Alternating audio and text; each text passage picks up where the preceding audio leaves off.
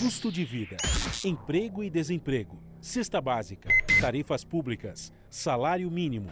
Agora, na Brasil Atual, a análise do DIEESE. E nós vamos fazer contato agora com o sociólogo Luiz Ribeiro. Bom dia, Luiz. Bom dia, Glauco. Tudo bem? Tudo certo. A gente sempre diz, né? Tudo bem nesse contexto de pandemia, mas a gente vai tocando o barco aí.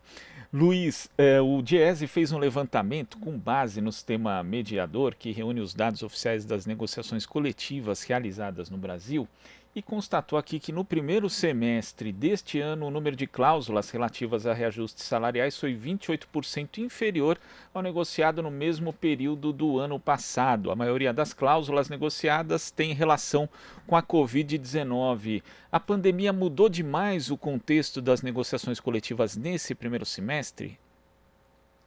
É verdade, Glauco. Esses dados que você acabou de passar, eles são os que chamaram a atenção em primeiro lugar, assim, quando a gente começou a fazer a pesquisa, né?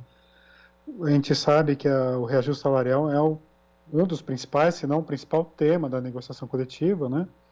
Então, ele acaba sendo o carro-chefe. E nesse primeiro semestre, até exatamente por conta da pandemia, né, a gente viu que os sindicatos tiveram que correr atrás de outras questões, né? Foram atrás de tratar dos temas relacionados à pandemia, ao coronavírus, né?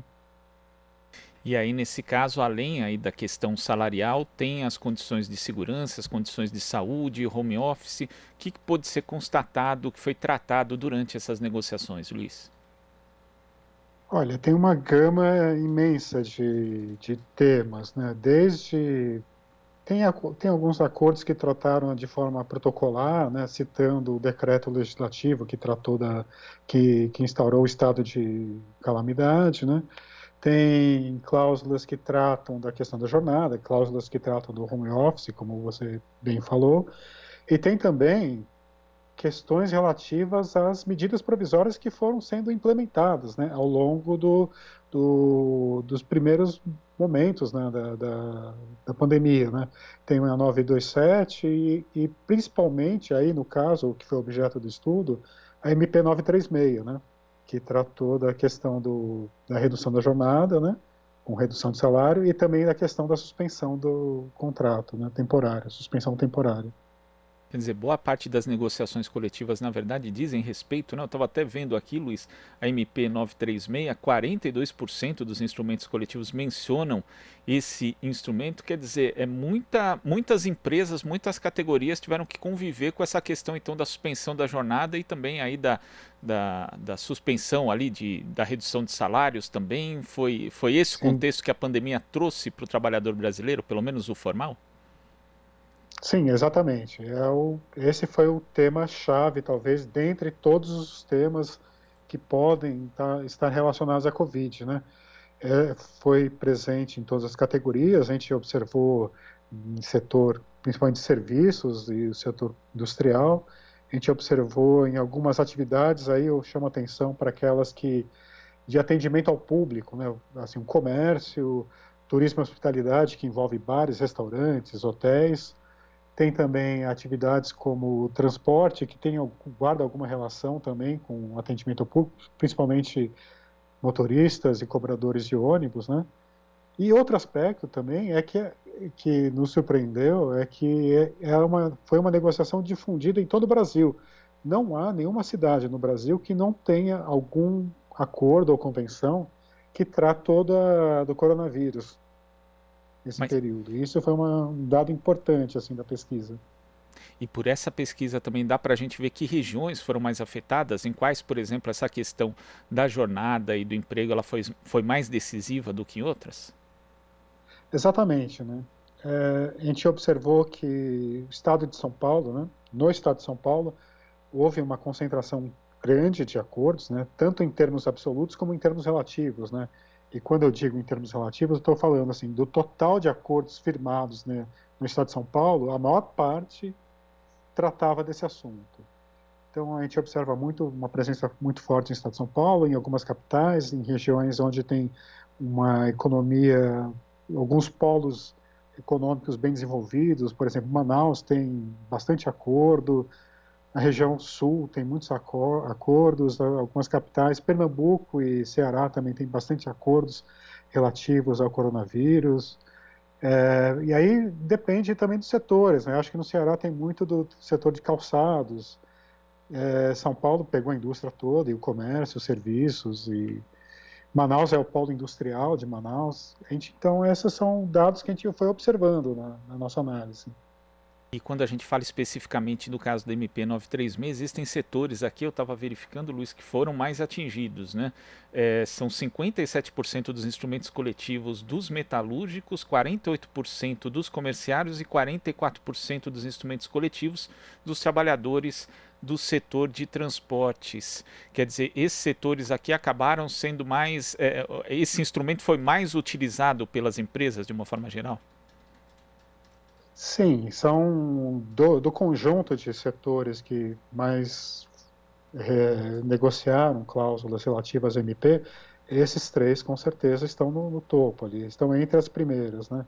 É que nesse estudo, a gente tentou observar três setores, né? Então, a gente observou o comércio, observou uma indústria, aí pegamos metalurgia, e observamos alguma categoria de serviços e optamos por transportes. São aquelas que mais têm cláusulas, né? E, de certo modo, também foram as que foram muito afetadas, né? Pelo impacto econômico da pandemia.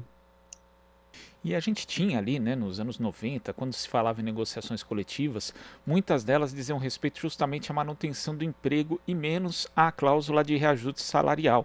Isso acabou sendo ali algo mais contemplado, digamos assim, a partir dos anos 2000, ali, quando a economia brasileira começa a ter um período melhor do que o da década anterior. Agora, para o pós-pandemia, é possível projetar que a gente volte a um panorama parecido, pelo menos em termos das negociações coletivas, a o que existia ali nos anos 90, Luiz? Então, é uma boa questão, porque em termos dos reajustes salariais, faz há muito tempo que o movimento sindical está... Quer dizer, a gente ainda não voltou ao patamar dos anos 2000, quando quase a totalidade das negociações elas conseguiam aumento real. E o movimento sindical ainda não conseguiu voltar para esse patamar, né? Embora já começasse a ter bons resultados a partir de 2017, 2018, através de muita luta de sindical. Agora, tem questões novas aparecendo, né? E aí, um dos pontos importantes que a gente observa, olhando as campanhas salariais desse ano, é a questão do home office, né? Muitas empresas agora estão descobrindo o home office e estão pensando, estão propor para que isso se torne uma prática permanente. E do ponto de vista sindical, o nosso ponto de vista é lutar para que, se isso acontecer, que seja da melhor forma possível. Não, um dos pontos, por exemplo, que pode entrar em questão relacionada ao home office é o custo do trabalho, né, que as empresas transferem para o trabalhador esse custo por infraestrutura, internet, energia elétrica.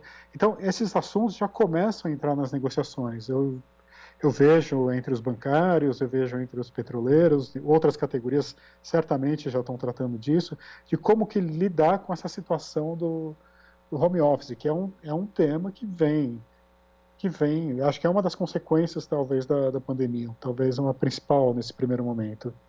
E como foi feito aqui no Brasil, não só no Brasil, em outros países também de uma forma emergencial, muitas vezes os direitos e deveres adequados não foram negociados, não foram tratados por empresa e pelo empregado, né? Então, quer dizer, você acha que isso vai ser necessário na prática uma normatização a respeito dessa prática, né, que deve inclusive ser mais popular agora, o home office, mesmo nesse período pós-pandemia?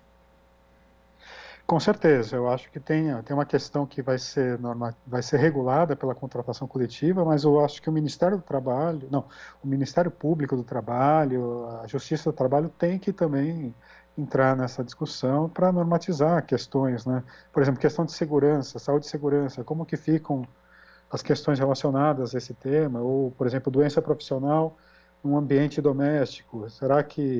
Como que a justiça do trabalho, como que a seguridade social vai encarar esse problema?